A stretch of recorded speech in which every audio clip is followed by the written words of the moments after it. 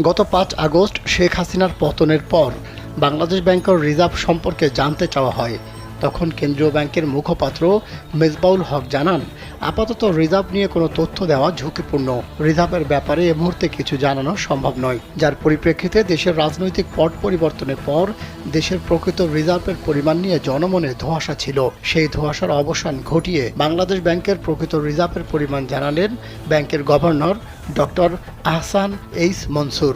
জানা গেল, দেশের রিজার্ভের পরিমাণ ৫ সেপ্টেম্বর রাতে যুক্তরাষ্ট্রের নিউ ইয়র্ক থেকে প্রকাশিত বাংলা গণমাধ্যম ঠিকানাতে প্রচারিত এক অনুষ্ঠানে এ কথা জানান গভর্নর ডক্টর আহসান এইস মনসুর। অনুষ্ঠানে জানান, বর্তমানে বাংলাদেশের প্রকৃত রিজার্ভের পরিমাণ $20.50 বিলিয়ন। Redmi 13 স্টাইল বানাই দুনিয়া কাঁপায়। এটা হচ্ছে আন্তর্জাতিক মুদ্রা তহবিল IMF এর ডেফিনেশন অনুযায়ী। তিনি জানান,